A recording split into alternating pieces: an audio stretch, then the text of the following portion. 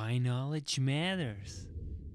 What's your day routine in general? When do you get up and how does it look like an Well, ordinary day? things have changed over the years. When I first started, and when I was in my 20s, my work was all on equipment. I thought if I could have the perfect equipment, it would almost self-manage itself. A lot of engineers make that mistake. I made that mistake. And then I realized that equipment's only half the equation. You have to operate the equipment right. So the next middle part of my career, I worked on writing animal welfare guidelines for slaughter plants. And then I worked on implementing them back in 1999. I had Burger King, Wendy's, and McDonald's. And McDonald's was a pioneer inspecting plants using a very simple scoring system I devised. Very, very simple. 5 of the most important things to measure. And when you have a big company enforcing that, I saw more improvement than I'd seen in my whole career prior to that. I had a lot of equipment out in the field that people tore up and wrecked, but now they were forced to manage it. I'm way past retirement age. So the main thing I'm doing right now is doing talks to students on autism and animal welfare, both. A lot of speaking engagements, lots of Zoom calls. I had to learn how to do that during COVID. So kind of my career went from equipment designer to animal welfare implementer out in the field. Now I want to help tomorrow's leaders to get started. And what's also very interesting, ultimately, and that's very usual in outstanding people, you also become ultimately a public intellectual, really, throughout the whole world. But now let's touch a little bit more on your biography. In hindsight, was your autism or neurodiversity a blessing considering your outstanding life? Well, I'm an extreme visual thinker. You see, I don't think verbally. I think in pictures. Everything I think about is a picture. Verbal thinkers are very top down. My thinking is bottom up. So let's take interventions that can help autistic students in schools. Well, there's some very, very simple things. After going to tons of meetings, talking to lots of people, it's very important for them, since there's working memory issues, and I have them. Any task that involves a sequence, give them a pilot's checklist step by step.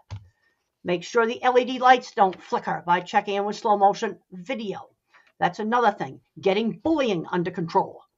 I was called all kinds of names in high school. So those are 3 very specific things you could do to help that autistic student in the classroom. But they're specific, but they're based on the same things. In food safety, we call them critical control points. I cannot remember long strings of verbal information. I need to write it down. I need an external working memory. Your mother also was very important because she did not treat you as a victim or something that needs to be helped. So, how important was your mother to your success? Took me to a neurologist who recommended 2 speech therapy teachers that worked out of a small house. So I got very good early education. She had a very good sense of how much to kind of push me. She also taught me to read when I was age 8. I could not read by age 8. I was fully verbal by 4. And she just taught me to read out loud with phonics. And we read a book like The Wizard of Oz, a book that would be fun to read. That's our generation's Harry Potter. And she just taught me to sound out my words, because sight words didn't work for me. I had great elementary school teachers in a small school.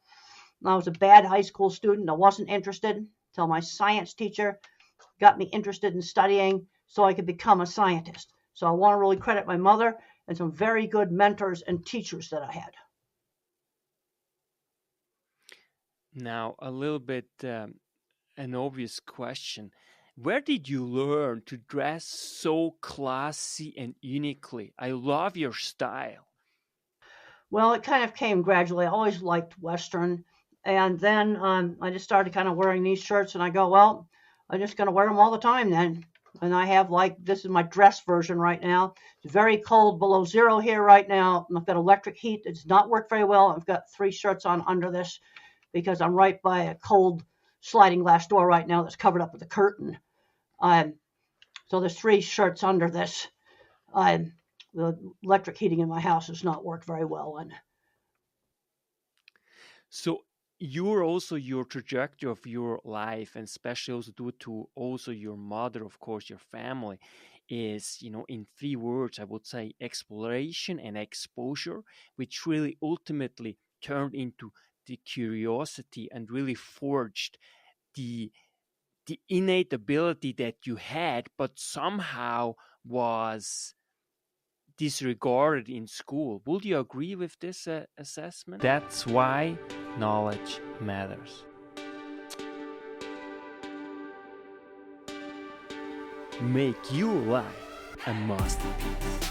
Visit now programs.d-ykm.com.